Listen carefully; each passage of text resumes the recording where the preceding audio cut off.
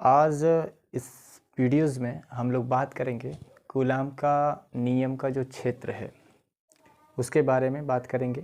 उसके बाद एक कूलम क्या होता है उसके बारे में डिस्कस करेंगे। फिर हम आपको सिद्ध करके दिखाएंगे कि एक कूलाम आवेश का बहुत बड़ा मात्रक कैसे है। उसके बाद कुछ न्यूमेरिकल भी हम आपको सॉल्व कराएंगे।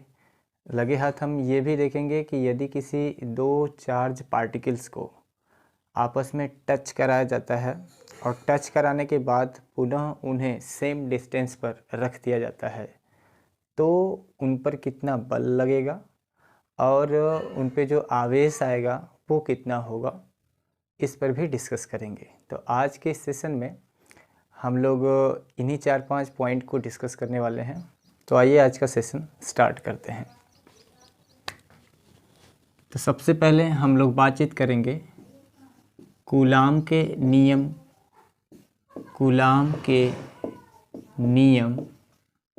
की सीमाएं।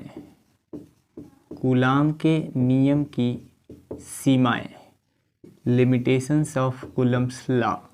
कूलाम के नियम की सीमाएं मतलब है कि कूलाम का नियम कहाँ तक वैलिड है, किस किस रेंज तक कूलाम का नियम अप्लाई होगा और किस रेंज के बाहर कूलाम का नियम फेल हो जाएगा, इसके बारे में हमें इसमें पढ़ना है। तो जैसा कि आपको पता होगा कि जो कूलम का लॉ है, कूलम का जो नियम है, वो केवल और केवल पॉइंट चार्ज यानी बिंदु आवेश के लिए ही सत्य है। चार्ज बहुत बड़ा शेप का होगा तो उसके लिए कूलम लॉ वैलिड नहीं होगा। कूलम का जो नियम है वो पॉइंट चार्ज के लिए वैलिड है। और लगे हाथ आपने ये भी देखा था कूलम के लॉ में कि जो आवेश होगा वो स्थिर होना चाहिए। कूलम का नियम स्थिर आवेश पर ही अप्लाई होगा। यदि चार्ज मूवेबल है, चार्ज गतिशील है, चार्ज गति में है तो उसमें भी कूलम का लॉ अप्लाई नहीं होगा। और भी आपने देखा था कि जो कूलम का लॉ है, जो कूलम का नियम है, वो नाभिकीय दूरी बोले तो 10⁻⁻15 मीटर तक के लिए वैलिड है। तो आइए फटाफट इसमें हम जो भी पॉइंट्स हैं उसको राइट डाउन करते हैं। तो सबसे पहले हम लोग बात करेंगे कूलम के नियम की सीमा का मतलब है कहाँ तक ये वैलिड है। तो सबसे पहले लिखेगा यह बोले तो कूलम का जो नियम है यह बिंदु आवेशों के लिए सत्य है, यानी कूलम का जो नियम है वो पॉइंट चार्ज के लिए ही वैलिड है। यदि बात करें दूसरा तो यह मतलब जो कूलम का नियम है यह स्थिर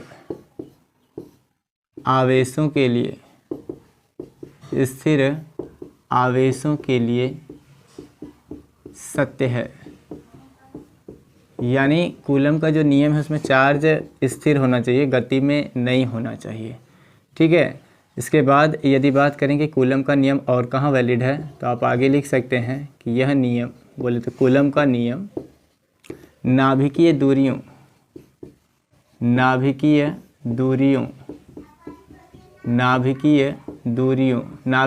का मतलब है नाभिक से, अर्थात जो न्यूक्लियस होता है उसका जो साइज होता है, उसकी जो रेडियस होती है वो 10⁻⁻15 मीटर है। तो यह नियम नाभिकीय दूरियों अर्थात 10⁻⁻15 मीटर तक सत्य है। हालांकि इसकी सहायता से परमाणुवीय दूरियों को भी माप सकते हैं, क्योंकि नाभिकीय दूरी जो 10⁻⁻15 है और परमाणुवीय दूरी 10⁻10 मीटर तक होती है, उसे भी आसानी से कूलम्स लॉ के द्वारा मेजर किया जा सकता है, मापा जा सकता है। ठीक है। इसके बाद यदि बात करें कि जो कूलम का नियम है, क्या कूलम का नियम सभी प्रकार की आकृतियों के लिए वैलिड होगा, सभी शेप के लिए वैलिड होगा या इनवैलिड होगा? तो जवाब है कूलम का जो नियम है वो सभी प्रकार की आकृतियों के लिए वैलिड नहीं होता। ये उन्हीं आकृतियों के लिए वैलिड होगा जिसमें सिमेट्री यानी सममितता की केस बनेगी। ठीक है। तो ये पॉइंट आगे लिखिएगा कि यह नियम केवल सममित आकृतियों के लिए ही सत्य है। सममित का मतलब यहाँ पे जो सिमेट्री का मतलब होगा, यहाँ ये मतलब होगा कि जैसे गोलाकार कोई शेप है और इस तरह का यदि ऐसा शेप है तो इसमें कूलम का लॉ वैलिड नहीं होगा, यहाँ गॉस लॉ अप्लाई करना पड़ेगा, जो कि नेक्स्ट चैप्टर है उसको हम आपको पढ़ाएंगे। ऐसे यदि गोलाकार शेप बन रहा है एक सेम रेडियस का, वो भी सेम रेडियस का, ऐसा नहीं कि यहाँ पे रेडियस इधर 3 सेंटीमीटर है और इधर 5 सेंटीमीटर हो गई तो वहाँ पे कूलम लॉ अप्लाई होगा, नहीं। कूलम लॉ जो गोली आकृतियाँ होंगी, गोलाकार आकृतियाँ होंगी जिसकी रेडियस सेम होगी पूरे गोले की, वहाँ पे कूलम लॉ अप्लाई होगा। ऐसे शेप के लिए कूलम लॉ वैलिड नहीं होगा, वहाँ पे गॉस लॉ अप्लाई करते हैं, ठीक है। तो यह नियम केवल सममित आकृतियों के लिए ही सत्य है। सममित का मतलब यहाँ पे यदि बात करें तो वही गोली आकृति से है, ठीक है, गोलाकार शेप से है जिसमें गोले की जो रेडियस होगी वो बार बार स्थिर होगी।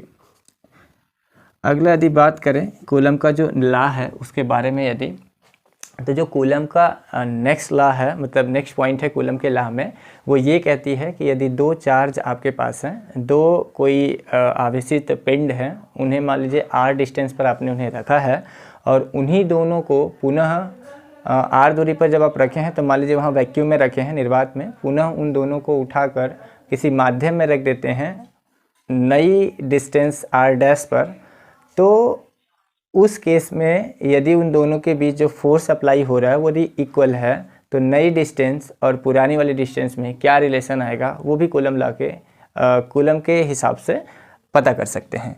तो हम इसको ऐसे ही फिगर के माध्यम से समझा देते हैं। जैसे मान लीजिए आपके पास दो कोई चार्ज पार्टिकल्स हैं, लेट से इस पर जो चार्ज है Q और इस पर भी Q। ऐसे कल्पना करिए कि दो एक समान धातु के दो गोले हैं, दो एक समान धातु के दो गोले हैं और इन एक समान धातु के गोलों के बीच की जो दूरी है ये r है और इन्हें कहाँ पे प्लेस किया गया है, तो मान लीजिए इन्हें वायु में रखा गया है। कहाँ रखा गया है?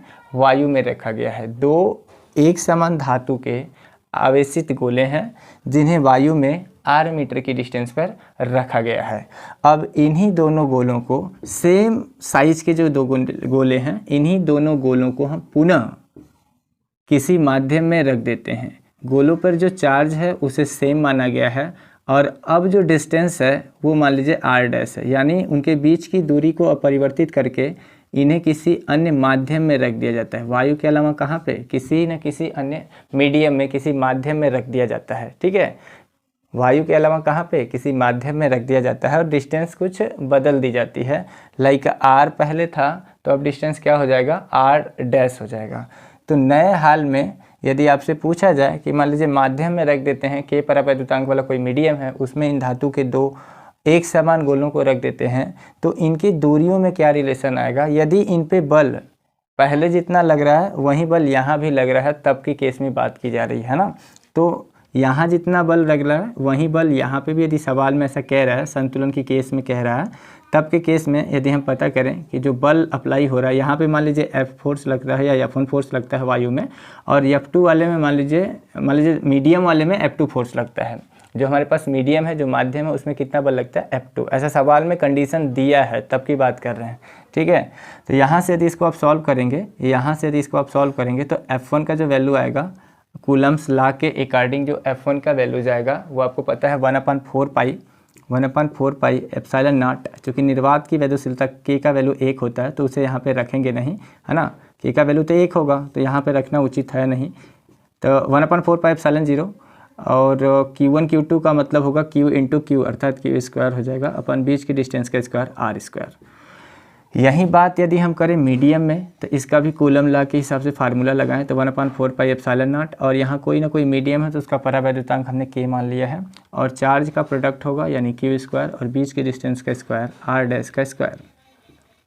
यहाँ से आप देख रहे हैं कि 1/4 पाई एप्सिलॉन से 1/4 पाई एप्सिलॉन 0 से 1/4 पाई एप्सिलॉन 0 कैंसिल आउट हो जाएगा, Q स्क्वायर से Q स्क्वायर भी कैंसिल आउट हो जाएगा। आपके पास जो डाटा बचेगा, उस दिए गए डाटा में केवल दो ही चीज़ें आपके पास बच रही हैं। तो इम्प्लाइज दैट यहाँ से यदि क्रॉस मल्टीप्लाई करें तो इधर से R स्क्वायर आ जाएगा और यहाँ से आपके पास KR डैश का स्क्वायर आ जाएगा, KR डैश का स्क्वायर आ जाएगा। यानी दोनों पक्षों का यदि वर्गमूल लेते हैं तो हमारे पास एक फार्मूला आ जाएगा, R is equal to KR dash, under root में रहेगा K और R डैश रहेगा बाहर। इसको पुनः यदि आप सॉल्व करते हैं, यदि इसे पुनः आप सॉल्व करते हैं तो r dash is equal to आपके पास एक फार्मूला आएगा r upon k. R dash is equal to आपके पास एक फार्मूला आएगा r by k. R dash is equal to r by k जो फार्मूला आपके पास है, आप यदि यहाँ पे देखें तो ये नई स्थिति बोले तो माध्यम में जब दोनों गोलों को रखे हैं तब उनके बीच जो डिस्टेंस है, वायु में जब उन दोनों गोलों को रखे हैं तब उनके बीच जो डिस्टेंस है, उस वायु में डिस्टेंस जो थी r, उसमें किसी माध्यम के परावैद्युतांक k से जब आपने डिवाइड किया है, भाग लगाया है, तब जो वैल्यूज़ आया है वो माध्यम में बीच की दूरी के बराबर आया है। यानी r dash equal to r by k ये फार्मूला हम तब इस्तेमाल करेंगे जब सवाल में हमें ये कंडीशन देगा कि दो आवेशित गोले वायु में आर दूरी पर रखे गए हैं और उन्हीं दोनों हमशक्ल यानी एक समान गोलों को किसी माध्यम में रख दिया जाता है और उनके बीच की दूरी अपरिवर्तित कर दी जाती है।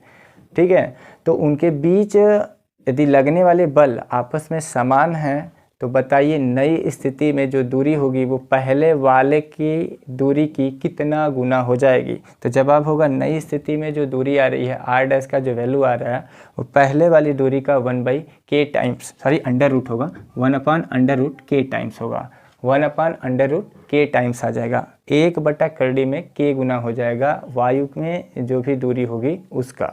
ठीक है, तो यहाँ से ये भी डाटाज आप निकाल सकते हैं कूलम्स लॉ की मदद से। और भी चीज़ें आप चाहे तो कूलम्स लॉ से इसको प्रूव कर सकते हैं। इसमें कहा गया है कूलम के हिसाब से कि जो वैद्युत आवेश होने चाहिए इलेक्ट्रोस्टैटिक्स में वो स्थिर होना चाहिए, अर्थात विराम में होना चाहिए। तो ये बात तो आपको पता ही है कि कूलम लॉ के अकॉर्डिंग जो आवेश होना चाहिए वो गतिशील नहीं होना चाहिए, मूवेबल नहीं होना चाहिए, वो स्थिर होना चाहिए। ठीक है, इसके बाद हम आपसे डिस्कस करते हैं कि जो एक कूलम है उसकी परिभाषा क्या है और एक कूलम को आवेश का बहुत बड़ा मात्रक कैसे मानते हैं। तो हेडिंग डालते हैं एक कूलम।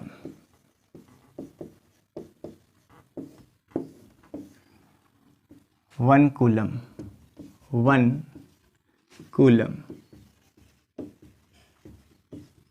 एक कूलम, इसे कैसे डिफाइन करेंगे।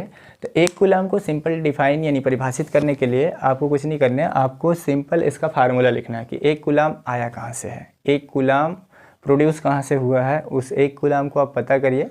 जैसे ही एक कूलम के बारे में आपको पता लगता है आप उसकी डिफिनीशन खुद ब खुद बना सकते हैं। देखिए समझाते हैं आपको। Q बराबर IT होता है, ये बात आपको पहले से पता है। Q बराबर IT होता है, ये फार्मूला आपको याद है। यहाँ से यदि बात करें तो विद्युत धारा I क्या है, विद्युत धारा, T क्या है, समय। विद्युत धारा का जो मात्रक होता है वो होता है एम्पियर। विद्युत धारा का जो मात्रक होता है वो क्या होता है, एम्पियर होता है। और जो समय का मात्रक होता है वो सेकेंड होता है। तो आपको पता है कि एम्पियर गुणे सेकेंड ही क्या आता है, कूलम। एम्पियर गुणे सेकेंड ही क्या आता है, कूलम आता है, जिसे शॉर्टकट में C से दिखाते हैं। तो यदि हमें एक कूलम को डिफाइन करना है, यदि हमें एक कूलम को परिभाषित करना है तो सिंपल हम क्या करेंगे, हम यहाँ से देख रहे हैं कि एक कूलम को डिफाइन करने के लिए हमें एम्पियर चाहेगा और सेकेंड चाहेगा। इन्हीं दोनों का प्रोडक्ट एक कूलम के बराबर होता है। तो चूंकि एक कूलम ये चार्ज है और एम्पियर धारा है, तो धारा किस में बहेगी, कंडक्टर में कि नॉन कंडक्टर में। बोले तो चालक में या फिर कुचालक में, तो आपका जवाब होगा चालक में। तो इसकी परिभाषा बनाने के लिए आपको एक शब्द जोड़ना पड़ेगा अपने से, थोड़ा सा दिमाग लगा के। ये मान लीजिए कोई कंडक्टर है और इस कंडक्टर में हम 1 एम्पियर की धारा क्या कर रहे हैं, प्रवाहित कर रहे हैं। कितने एम्पियर की धारा, 1 एम्पियर की धारा इस कंडक्टर में, इस चालक में प्रवाहित करा रहे हैं। तो आप इसे कैसे परिभाषित कर सकते हैं, सिंपल कि किसी चालक में 1 एम्पियर की धारा 1 सेकेंड तक, टाइमिंग कितना रहेगी आपके पास, 1 सेकेंड। किसी चालक में 1 एम्पियर की धारा 1 सेकेंड तक प्रवाहित करने पर उसमें बहने वाला आवेश 1 कूलम कहलाता है। कैसे डिफाइन करेंगे, एक बार फिर से समझिए। एक कूलम की परिभाषा बनाने के लिए आपको एक शब्द इस्तेमाल करना पड़ेगा, चालक, क्योंकि धारा किस में जाएगी, धारा किस में बहेगी। धारा बहने के लिए सिंपल आपको क्या करना है, धारा बहाने के लिए आपको कंडक्टर चाहेगा। क्या चाहेगा, कंडक्टर। तो किसी चालक में 1 सेकेंड में, किसी चालक में 1 सेकेंड में बहने वाली धारा 1 एम्पियर हो तो उसमें प्रवाहित कुल आवेश कितना कूलम होगा, 1 कूलम होगा। समझ पा रहे हैं। देखिए परिभाषा लिख रहे हैं, किसी चालक में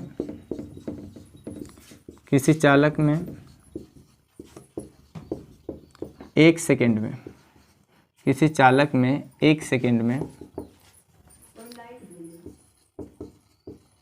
बहने वाली, किसी चालक में 1 सेकेंड में बहने वाली धारा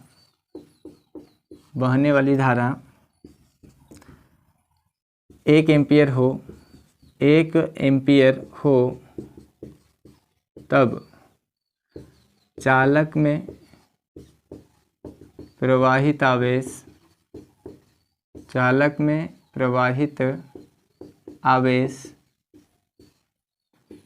1 कूलाम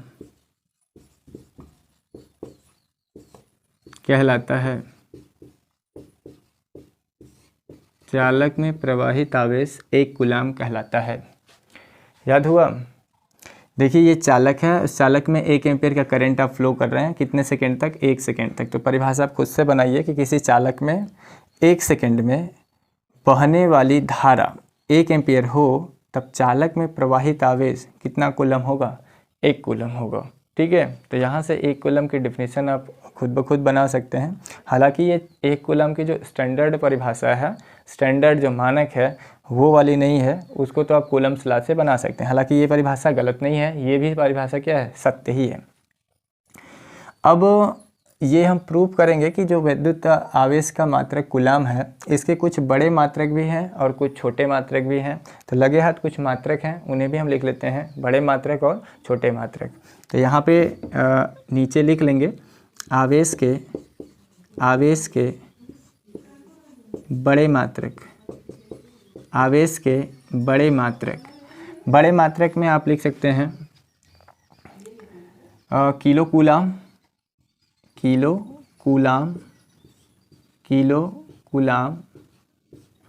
कामा करके आप लिख सकते हैं मेगा कूलाम। ये आवेश के बड़े मात्रक हैं। और यदि आवेश के छोटे मात्रक की बात करें, आवेश के छोटे मात्रक की, तो आवेश के छोटे मात्रक आपके हो जाएंगे मिली कूलाम, कामा माइक्रो कूलाम,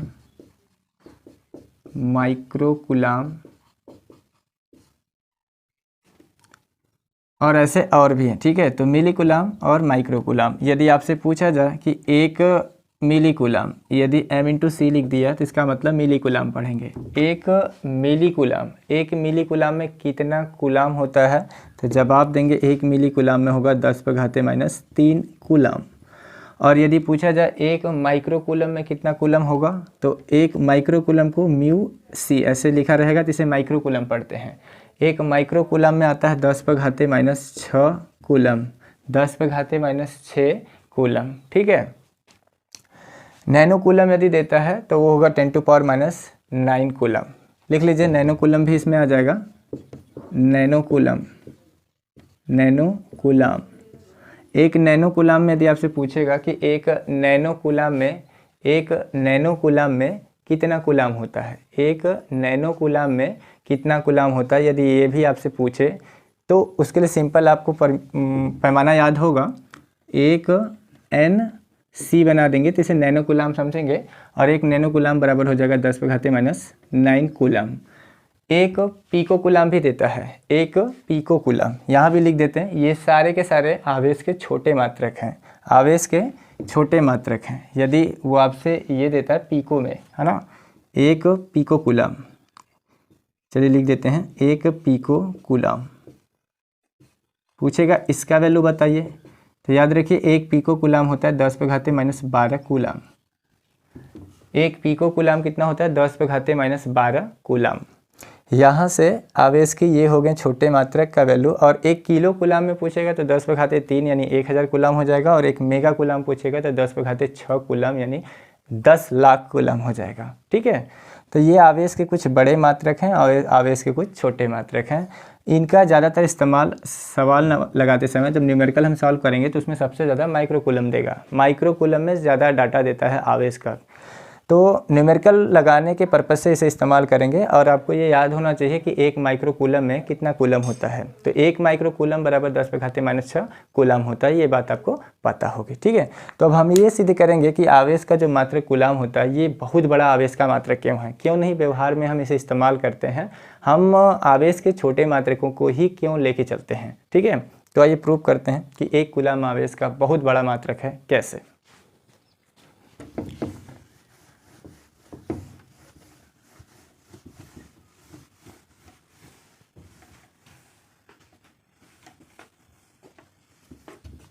तो लिखिएगा, ऐसा समझ लीजिएगा, इसको एज स्पेशल कर लीजिएगा, इसको स्पेशल पॉइंट में लिख लीजिएगा आप कि आवेश का जो मात्रक है 1 कूलम वो बहुत बड़ा मात्रक है। कैसे? यहाँ पे प्रूव कर रहे हैं हम, ये क्वेश्चन बना दे रहे हैं, यह स्पेशल पॉइंट में हम इसको लिख दे रहे हैं कि आवेश का मात्रक कूलम बहुत, आवेश का मात्रक कूलम, या ऐसे लिख देते हैं 1 कूलम, 1 कूलम,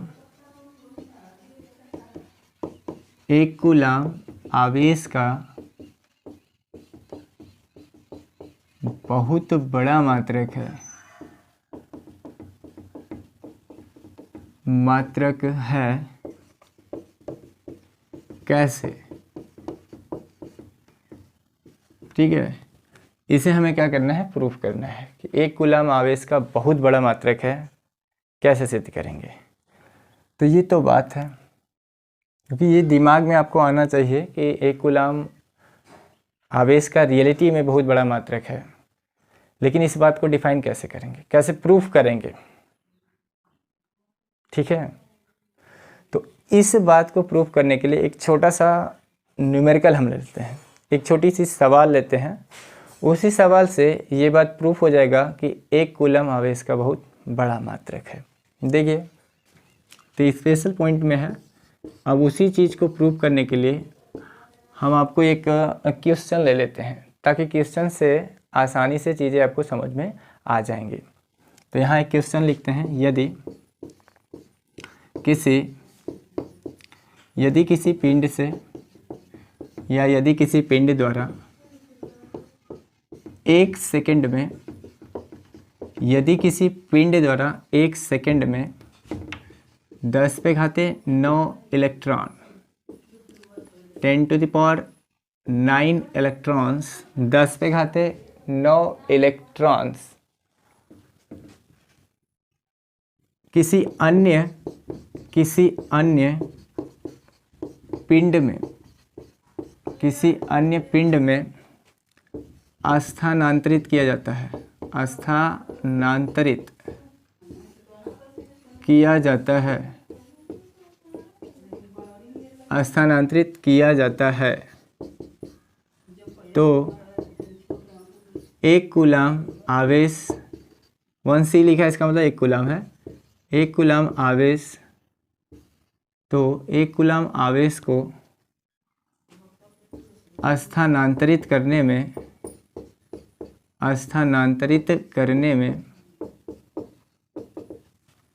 कितना समय लगेगा,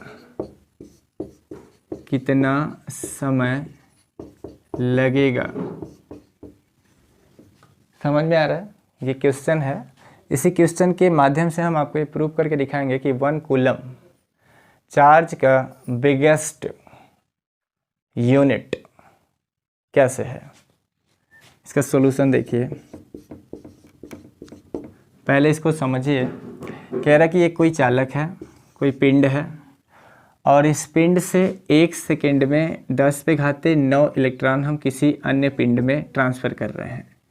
ए है और ये बी है, इससे इस पर टाइमिंग कितना दे रखा है, 1 सेकेंड दे रखा है, और कितना इलेक्ट्रॉन ट्रांसफ़र कर रहा है, 10⁹ इलेक्ट्रॉन, 10⁹ इलेक्ट्रॉन एक पिंड से या एक गोले से दूसरे गोले में जा रहे हैं 1 सेकेंड में, महज 1 सेकेंड में केवल जा रहे हैं। ठीक है, तो पहले आप डाटा कलेक्ट करिए कि आपको सवाल में गिवन क्या है और फाइंड आउट क्या करना है आपको। तो ये जो 10⁻9 दे रहा है 1 सेकेंड में, ये क्या है, यहाँ से निकल कर इस पर क्या जा रहा है, इलेक्ट्रॉनों की संख्या है। ये 10⁻9 दिखा है ना, देखो ध्यान से, 1 सेकेंड में 10⁻9 इलेक्ट्रॉन किसी अन्य पिंड में स्थानांतरित किया जाता है। इस बात का मतलब है ये नंबर ऑफ इलेक्ट्रॉन्स है, नंबर ऑफ इलेक्ट्रॉन जो 10⁻9 है। तो इसे हम n से इंडिकेट कर लेते हैं। n का वैल्यू कितना दे दिया, 10⁻9, इतने इलेक्ट्रॉन्स हो गए। टाइमिंग कितना दे रखा है, 1 सेकेंड टाइमिंग दे रखा है। कितना सेकेंड, 1 सेकेंड टाइमिंग दे रखा है। आपसे पूछा है कि आपको कुल कितना चार्ज खर्च करना है। 1 कूलम चार्ज इस गोले के अंदर यदि है तो इसे इसमें भेजने में कितना टाइमिंग लगेगा, समय आपसे पूछा है। ठीक है, टोटल टाइमिंग, टोटल चार्ज आपके पास कितना है, 1 कूलम। टोटल चार्ज कितना आपके पास है, 1 कूलम टोटल चार्ज है। और इस टोटल चार्ज को एक गोले से बी गोले में, ए गोले से बी गोले में ट्रांसफ़र करने में कितना टाइम लगेगा। तो ये कैलकुलेट करते हैं कि टोटल टाइमिंग कितना लगेगा। तो आपको एक फार्मूला याद होगा कि यदि आपको नंबर ऑफ फ्री इलेक्ट्रॉन्स पता है तो आप पता कर सकते हैं कि 1 सेकेंड में ए गोले से बी गोले में कितना चार्ज ट्रांसफ़र हो रहा है, ओनली 1 सेकेंड में। ठीक है, तो Q बराबर NE ये फार्मूला है। इसका प्रूफ हमने आपको पिछले वीडियोज़ में प्रोवाइड किया था। n का वैल्यू सवाल में दे डाला है 10⁻9 और एक इलेक्ट्रॉन पर जो चार्ज होता है वो आपको पता है 1.6 × 10⁻19 कूलम। तो यहाँ से n का वैल्यू आप इतना रखेंगे 10⁻9 और ये E का वैल्यू है। जब मल्टीप्लाई करेंगे तो आपको एक डाटा मिलेगा, यह आ जाएगा 1.6 और ये घट जाएगा तो 10⁻−10 आ जाएगा, कितना, कूलम। अब 1 सेकेंड में यदि बात करें 1 सेकेंड में, तो ए गोले से बी गोले में कितना इलेक्ट्रॉन जा रहा है, 1.6 कितना आवेश ट्रांसफ़र हो रहा है, तो 1.6 × 10⁻10 कूलम आवेश क्या हो रहा है, ट्रांसफ़र हो रहा है गोले ए से गोले बी में। लेकिन हमें शर्त दे डाला है कि 1 कूलम आवेश ट्रांसफ़र करना है हमें। ये तो 1 सेकेंड में इतना चार्ज ट्रांसफ़र हो रहा है इस पर ए से बी में, हमें देखना है कि कितना आवेश ट्रांसफ़र हो रहा है। ठीक है, तो इस चीज़ को आइए ऊपर सॉल्व करते हैं।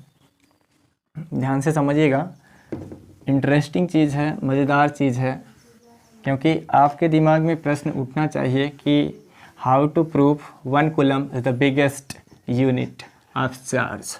1 कूलम आवेश का बहुत बड़ा मात्रक कैसे है। ठीक है, तो देखिए, अब यहाँ से आपको पता है Q का वैल्यू आपको मिल गया है। तो यहाँ से आप ये पता कर सकते हैं कि 1 कूलम में 1 कूलम चार्ज जो होगा उसे ट्रांसफ़र करने में कितना टाइमिंग लगेगी। तो यहाँ पे एक शर्त दिया है, तो इस तरह से समझ सकते हैं, चूँकि 1.6 × 10⁻−10 1.6 × 10⁻10 कूलम आवेश के स्थानांतरण में यानी ट्रांसफ़र में 1.6 × 10⁻10 कूलम आवेश के स्थानांतरण में लगा समय कितना टाइमिंग लग रहा है। तो आपको टाइमिंग दे रखा है कितना सेकेंड, 1 सेकेंड, यहाँ लिख सकते हैं 1 सेकेंड। ठीक है, तो हम यदि आपसे पूछेंगे कि यदि 1.6 × 10⁻19 कूलम आवेश को ट्रांसफ़र करने में 1 सेकेंड यदि लग रहा है तो 1 कूलम चार्ज को ट्रांसफ़र करने में कितना टाइमिंग लगेगा। तो यहाँ से आप ऐसे निकाल सकते हैं, इसलिए 1 कूलम टोटल चार्ज आपको ट्रांसफ़र करना है 1 कूलम आवेश के स्थानांतरण में लगा समय यह आ जाएगा 1/1.6 × 10⁻−10 क्या, कूलम। ठीक है, सॉरी सेकेंड, इतना क्या आ जाएगा, सेकेंड। 1.6 × 10⁻−10 सेकेंड, इतना टाइमिंग लगेगा 1 कूलम चार्ज को ट्रांसफ़र करने में। अब इसे कैलकुलेट करिए आप, यहाँ से आप T निकाल पाएंगे। तो इसे ऊपर लेके जाएंगे तो 10⁻+10 हो जाएगा और नीचे 1.6 बचेगा। इसे पुनः कैलकुलेट करें, 10 से गुणा भाग यदि करें तो ये हो जाएगा 10/16 और इस 10/10 में से एक 10 इसे यदि देते तो ये 100 बन जाएगा और यहाँ पर 10⁻9 हो जाएगा। ठीक है, ये सारा डाटा किस में आ रहा है, सेकेंड में आ रहा है। अब 16 से 100 को कटा दीजिए, 16 से 100 को कटा देंगे तो 16 छक्का 96 होता है और बचेगा आपके पास 4, 40 हो जाएगा। 16 दूना के 32, 8 बचेगा 80, 16 × 5 80 × 10⁻9 सेकेंड। ये सेकेंड में डाटा आ रहा है, ये पूरा डाटा किस में आ रहा है, सेकेंड में आ रहा है। अब आपको एक चीज़ पता होगी कि हमें ये पता करना है कि यदि ये इतना सेकंड आ रहा है तो इतने सेकंड को हम कन्वर्ट करेंगे दिनों में, ठीक है। तो आपको एक चीज़ पता है, कि सिंस जो 365 डेज होते हैं, 365 दिन है ना, 365 दिन बराबर एक वर्ष होता है, ये बात आपको पता है।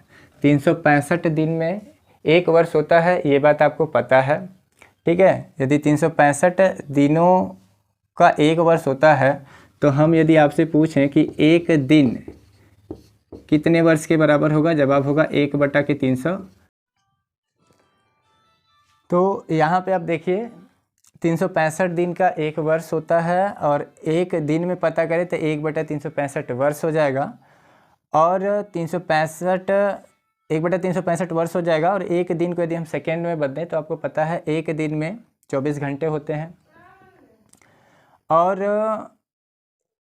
एक घंटे में 60 मिनट होता है, और एक मिनट का 60 सेकेंड होता है। तो इसे टोटल सेकेंड में कन्वर्ट करेंगे तो 24 × 60 × 60 सेकेंड आ जाएगा एक दिन में, बराबर हो जाएगा 1/365 वर्ष। यहाँ से एक सेकेंड का वैल्यू निकालेंगे तो 1/365 × 24 × 60 × 60 ईयर आ जाएगा। अब इसका वैल्यू उठा के यहाँ पे आप पुट करिए। यहाँ जो टी आप निकालना चाह रहे हैं कि एक कूलम चार्ज को ट्रांसफ़र करने में आखिर कितना समय लगेगा, यहीं से तो जान पाएंगे कि एक कूलम आवेश का बड़ा मात्रक है या छोटा मात्रक। रखिए यहीं पे डाटा रखिएगा इस एक सेकेंड का, तो आपको एक वैल्यूज़ मिलेगा, आपको एक मान मिलेगा, टी का एक वैल्यू मिलेगा, जैसे हम यहाँ लिख रहे हैं। आप देखिए T = यहाँ पे एक डाटा आ जाएगा आपके पास 6.25 × 10⁹ इंटू, इसे आप एक सेकेंड गुणा में समझ सकते हैं। तो एक सेकेंड को हटाएंगे तो आप रखेंगे उसके स्थान पर डाटा 1/1 कितना 365 × 24 × 60 × 60। ये पूरा डाटा अब किस में आएगा, ये वर्ष में आ जाएगा। आप समझ पा रहे हैं, ये पूरा डाटा किस में आ जाएगा, वर्ष में आ जाएगा। अब इसे जब आप हल करेंगे, इस पूरे डाटा को आप जब हल करेंगे, ठीक है, जो वैल्यूज़ आपको सवाल में दिखाई दे रहा है, इस पूरे को जब सॉल्व करेंगे तो मोटे तौर पर ये लगभग 198 पॉइंट समथिंग कुछ और वर्ष आता है, ठीक है। सॉल्व करेंगे आप तो 198.18 ईयर्स आता है, यानी वर्ष आता है। इसे मोटे तौर पर यदि देखा जाए तो जो टी का वैल्यू आएगा वो लगभग 200 वर्ष आ जाएगा। कितना आएगा, 200 वर्ष। अब आप कहेंगे कि इससे क्या प्रमाणित होगा कि ये 200 वर्ष आप शो करा रहे हैं, इससे क्या मतलब है। तो भाई आप समझो, एक कूलम चार्ज को आप ट्रांसफर कर रहे थे एक गोले से दूसरे गोले में, और पूरे के पूरे एक कूलम चार्ज को एक गोले से दूसरे गोले में ट्रांसफर करने में हमें टोटल टाइमिंग कितना लगेगा, 200 वर्ष। 200 वर्ष थोड़ा मोड़ा समय नहीं है। 200 वर्ष मतलब 2 शताब्दी। 2 शताब्दी थोड़ा मोड़ा समय होता है भाई, बहुत ज्यादा टाइमिंग है। महज एक कूलम चार्ज को ट्रांसफर करने में इतना समय लग रहा है। तो आप समझ सकते हो कि एक कूलम चार्ज करने को, जब चार्ज को ट्रांसफर करने में 200 वर्ष यदि लग रहे हैं, तो इसका मतलब एक कूलम आवेश का छोटा मात्रक नहीं है भाई, बहुत बड़ा मात्रक है। इसी वजह से व्यवहार में हम एक कूलम चार्ज को नहीं इस्तेमाल करते हैं न्यूमेरिकल पर्पज से, ठीक है। कभी कभार के लाइफ में ऐसे चार्जेस से हमारा मुकाबला हो जाता है, लेकिन एक कूलम आवेश बहुत बड़ा मात्रक है। इसीलिए न्यूमेरिकल सॉल्व करते समय हमें जो डाटा दिया जाता है वो माइक्रो कूलम या मिली कूलम में या फिर नैनो कूलम में या पिको कूलम में होता है, ना कि वो कूलम में होता है, ठीक है। यहाँ से आप समझ पाए होंगे कि एक कूलम आवेश का बहुत बड़ा मात्रक है कैसे, ठीक है।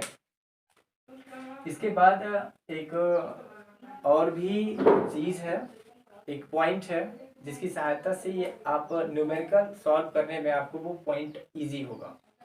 वो न्यूमेरिकल के उद्देश्य से हम उस पॉइंट को यहाँ पे लेके आ रहे हैं जो आपको इजी कर देगा न्यूमेरिकल को सॉल्व करने के लिए। तो आगे एक हेडिंग लिखेगा, आगे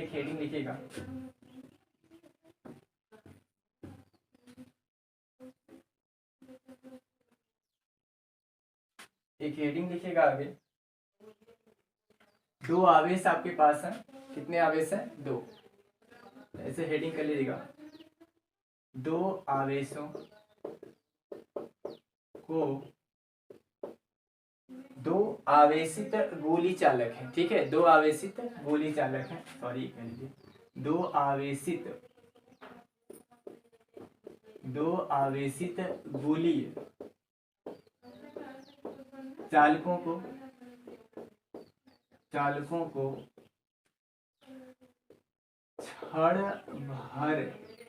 क्षण भर के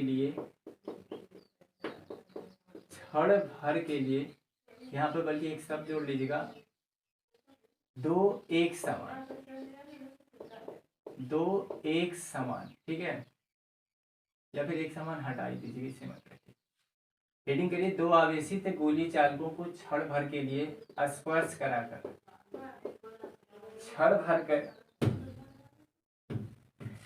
दो आवेशित गोली चालकों को क्षण भर के लिए स्पर्श कराकर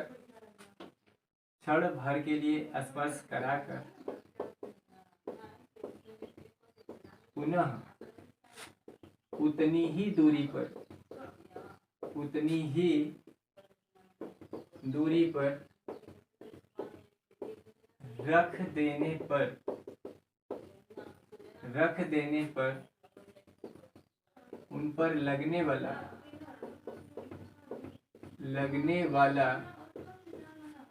बल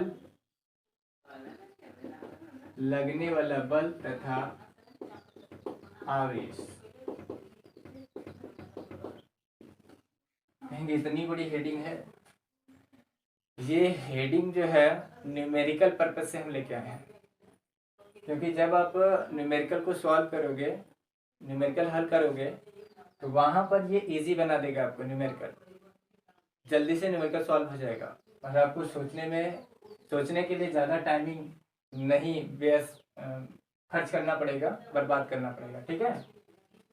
तो देखो ये क्या कह रहा है, दो आवेशित गोली चालक हैं, ऐसे मान लीजिए एक गोला ये है और ये वाला एक दूसरा गोला है, दोनों गोले एक समान नहीं है तो दोनों आवेशित है, बट ये दोनों एक समान नहीं है, तो इसका मतलब या तो ये भी प्लस हो सकता है, ये भी प्लस हो सकता है, या तो ये दोनों माइनस माइनस हो सकते हैं। हमने बोला है दो आवेशित गोली चालक हैं, या फिर दोनों प्लस प्लस हो सकते हैं, या तो माइनस माइनस, या एक प्लस दूसरा माइनस हो सकता है। इसके अलावा थर्ड कोई तो हो नहीं सकता, क्योंकि थर्ड में तो कोई दोनों गोले तो आवेशित नहीं हो सकते हैं ना। ये दो तीन केसेस आपके पास बन सकते हैं, या तो दोनों के दोनों पॉजिटिव होंगे, दोनों के दोनों निगेटिव होंगे, या तो एक पॉजिटिव और एक निगेटिव होगा, ठीक है। यहाँ मान लीजिए ये Q1 गोला है और ये Q2 गोला है। अब इस कंडीशन में हमने गोलों को प्लस प्लस ही लिया है, ठीक है, क्या लिया है, प्लस प्लस। तो आप प्लस प्लस या माइनस माइनस समझ सकते हैं, या तो दोनों प्लस प्लस है या तो माइनस माइनस है, ठीक है, क्योंकि प्लस प्लस होगा तभी प्लस आएगा, माइनस माइनस होगा तो जब मल्टीप्लिकेशन करेंगे तो वहां से जो डाटा जाएगा फोर्स, वो जो निगेटिव वैल्यूज आएगा फोर्स का, वो अट्रैक्शन को इंडिकेट करेगा। जब F का जो वैल्यू आएगा, यदि वो निगेटिव का भी आता है तो वो ये इंडिकेट करेगा कि दोनों आवेशों के बीच, दोनों पिंडों के बीच जो फोर्स अप्लाई हो रहा है वो अट्रैक्शन फोर्स है, यानी आकर्षण बल है। इनको मान लीजिए आप कहाँ रखे हैं, शर्त दे रहे हैं कि गोलों के बीच की जो दूरी है वो r है। दूरी कहाँ से नापते हैं, सेंटर से नापते हैं, इसलिए यहाँ से दूरी हम मेजर कर रहे हैं, ना कि यहाँ से, ठीक है, यहाँ से दूरी नहीं नापेंगे, सेंटर से, गोलों के सेंटर से दूरी का मेजरमेंट किया जाता है, r दूरी पर है। कह रहा है कि इन दोनों गोलों को क्षण भर के लिए आपने स्पर्श करा के पुनः ही r दूरी पर ही रख देंगे, तब क्या फोर्स लगेगा। यदि इस केस में जब इन्हें टच नहीं कराया गया, स्पर्श नहीं कराया गया है और इन्हें कहीं भी रखा गया होगा, और जो फोर्स इनके बीच लग रहा होगा, इन्हें आवेशित करके किसी सुचालक तार से फिर इतनी ही दूरी पर रख देंगे, तो नया फोर्स कितना होगा और नया आवेश कितना होगा। यहाँ पे हमने Q1 Q2 चार्ज मान लिया, बीच की डिस्टेंस r मान लिया है, और अभी पूछे या स्पर्श कराने से पहले की बात करें, चलिए इस गोले का नाम A दे देते हैं, इसका नाम B दे देते हैं। स्पर्श कराने से पहले इन दोनों को स्पर्श कराने से पहले आप देख रहे हैं ध्यान से कि दोनों गोलों पर आवेश क्या है, एक पर Q1 है, एक पर Q2 है, ठीक है। तो दोनों गोलों को स्पर्श कराने से पहले आवेश तो आपको पूछना नहीं है, आपको खुद ही पता है, तो न्यूमेरिकल में दिया भी रहेगा, सवाल में देगा ना वो। तो स्पर्श कराने से पहले हम बल निकाल देते हैं, स्पर्श कराने से पहले बल, इनके बीच फोर्स कितना अप्लाई होगा, तो आपका जवाब होगा 1/4 पाई, भाई कूलम लॉ तो अप्लाई हो जाएगा यहाँ पे, 1/4 पाई एप्सिलॉन 0 Q1 Q2 अपन बीच के डिस्टेंस का स्क्वायर, यानी r स्क्वायर। लेट से इक्वेशन नंबर इसको 1 बना लीजिएगा, ये पहला इक्वेशन हो गया। जब इन्हें कहाँ रखे हैं, कहीं पे भी रखे हैं, बट इनके बीच की दूरी जो है r है। या तो ये वैक्यूम में है या मीडियम में है। यदि मीडियम होता तो हम यहाँ के लिखते हैं, फिलहाल मान लीजिए वैक्यूम में ही होगा। ठीक है, अब इन्हीं दोनों गोलों को, जो आवेशित गोले हैं, इन्हें स्पर्श करा देते हैं। क्या करेंगे? स्पर्श, ऐसे छुआ देंगे। इन दोनों को क्या करेंगे? टच करा देंगे, ऐसे इनको स्पर्श करा देंगे। ठीक है, और स्पर्श कराने के बाद, जब इनको स्पर्श करा देंगे, ये स्पर्श का समय है। ठीक है, स्पर्श, और स्पर्श कराने के बाद कह रहा कि उतनी ही दूरी पर रख देंगे जितनी दूरी पर ये पहले थे, यानी बीच की दूरी अब आ रही है। यहाँ पे आप समझिए, ये गोला है और ये वही गोला है, और बीच की डिस्टेंस नो चेंजेस है, यानी आ रही है। तो हम आपसे एक बात पूछेंगे कि जब इन्हें स्पर्श कराएंगे तो स्पर्श कराने के बाद, स्पर्श कराने के बाद यहाँ लिख देते हैं, ये कब का है फिगर, ये स्पर्श कराने के बाद है, स्पर्श कराने के बाद है। ठीक है, स्पर्श कराने के बाद यदि हम आपसे पूछेंगे कि इन पर आवेश कितना आएगा, तो आपको एक बात पता होगी कि यदि Q1 बड़ा होगा Q2 से या Q2 बड़ा होगा Q1 से, तो इन दोनों गोलों में आवेश का ट्रांसफर तब तक होता रहेगा जब तक कि साम्यावस्था स्थापित ना हो जाए। साम्यावस्था मतलब संतुलन की अवस्था, इक्विलिब्रियम पोजीशन। इक्विलिब्रियम पोजीशन तब स्थापित होगी जब एक गोले से दूसरे गोले पर चार्ज जाना बंद हो जाए। ठीक है, अर्थात दोनों गोलों पर आवेश का जो मान हो वो क्या हो जाए? समान हो जाए। तो हम यहाँ एक बात लिखते हैं, स्पर्श कराने के बाद प्रत्येक गोले पर आवेश, स्पर्श कराने के बाद, स्पर्श कराने के बाद प्रत्येक गोले पर आवेश, प्रत्येक गोले पर आवेश, प्रत्येक गोले पर आवेश। आप सोच के बताइए कि जब इन्हें टच करा दिए हैं, स्पर्श करा दिए हैं, तो स्पर्श कराने के बाद गोले पर आवेश कितना आएगा, कितना चार्ज आएगा प्रत्येक गोले पर? तो आपको पता है आवेश जो आएगा वो Q1 प्लस Q2/2 आएगा, यानी दोनों गोलों पर उपस्थित आवेशों का औसत यानी एवरेज आप निकालेंगे। क्या निकालेंगे? एवरेज, औसत निकाल लेंगे। तो औसत कैसे निकालेंगे? Q1 प्लस Q2/2 कर देंगे। ये आवेश ए गोले पर भी आ जाएगा और यही आवेश बी गोले पर भी आ जाएगा। तो यहाँ पे जो चार्ज आएगा वो आएगा Q1 प्लस Q2/2, और बी गोले पर भी जो चार्ज आएगा वो आएगा Q1 प्लस Q2/2। ठीक है, आवेश आपको यदि पूछा जाए आवेशित कराने के बाद, दोनों गोलों को चार्ज कराने के, सॉरी, दोनों गोलों को स्पर्श कराने के बाद यदि पुनः उतनी ही दूरी पर रख दिया जाता है, तो उस केस में प्रत्येक गोले पर आवेश दोनों गोलों पर उपस्थित आवेशों का माध्य होगा, यानी Q1 प्लस Q2/2 और Q1 प्लस Q2/2 दोनों पर आ जाएगा। अब फोर्स आप निकालिए, नई स्थिति में फोर्स क्या आएगा? तो यहाँ पे हम लिखते हैं, ऊपर लिख देते हैं ताकि आसानी से आपको समझ में आए। निकालते हैं प्रत्येक गोले पर जो नया वाला फोर्स आएगा वो कितना आएगा।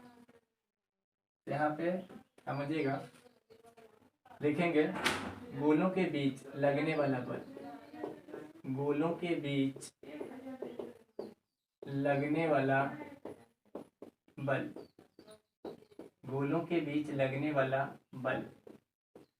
अब मान लेते हैं कि नए केस में जो दोनों गोले हैं आवेशित गोले, उन पर जो नेट फोर्स अप्लाई होगा वो F डैश होगा। क्या होगा? F dash. इसका फार्मूला क्या होगा? 1/4πε0 और Q1 प्लस Q2, ये पहले वाले का है /2, क्योंकि सूत्र क्या होता है? Q1 गुणे Q2 बटा के r²। तो Q1 का वैल्यू कितना है आपके पास? Q1 प्लस Q2/2, और Q2 का वैल्यू कितना है? Q1 plus Q2/2। दोनों रखिए यहाँ पे, Q1 प्लस Q2/2 अपान बीच की दूरी का वर्ग। बीच की दूरी तो अभी r ही है अकॉर्डिंग टू क्वेश्चन, ये r² है। इसको पुनः यदि आप हल करेंगे तो आपको क्या मिलेगा? F dash is equal to 1/4πε0, और ये Q1 प्लस Q2 का होल स्क्वायर हो जाएगा। Q1 प्लस Q2 का होल स्क्वायर हो जाएगा, और बटा में 2 दूना के 4r² आ जाएगा। इसको लेट सपोज इक्वेशन नंबर 2, इसे क्या मान लेते हैं? समीकरण नंबर 2 सपोज कर लेते हैं। अब यहाँ देखिए, आप जब इन दोनों गोलों को स्पर्श नहीं कराए थे तो उन पर जो फोर्स लग रहा था वो ये था 1/4πε0 Q1 Q2/r²। ये तब था जब आप गोलों को स्पर्श नहीं किए थे, नहीं कराए थे तब। अब जब स्पर्श करा के पुनः उतनी ही दूरी पर रख दिए हैं तो जो नया वाला फोर्स हमारे पास आया है वो आ रहा है 1/4πε0 Q1 प्लस Q2 का होल स्क्वायर बटा के 4r²। ठीक है, अब सिंपली हम क्या करेंगे कि इक्वेशन 1 को इक्वेशन 2 से डिवाइड करा देंगे। इक्वेशन 1 में 2 को डिवाइड कराएंगे तो देखिए कुछ डाटा आएगा। ठीक है, तो आइए नीचे दिखाते हैं ताकि आपको समझ में आए। यहाँ पे यदि बात करें कि समीकरण 1 को डिवाइड करा देते हैं 2 से, तो समीकरण 1 में जो फोर्स लग रहा था वो F था और 2 में जो फोर्स लग रहा है वो F डैश है। लेफ्ट को लेफ्ट में डिवाइड करते हैं और राइट को राइट में, तो F by F dash is equal to आ जाएगा 1/4 पाई एप्सिलॉन नॉट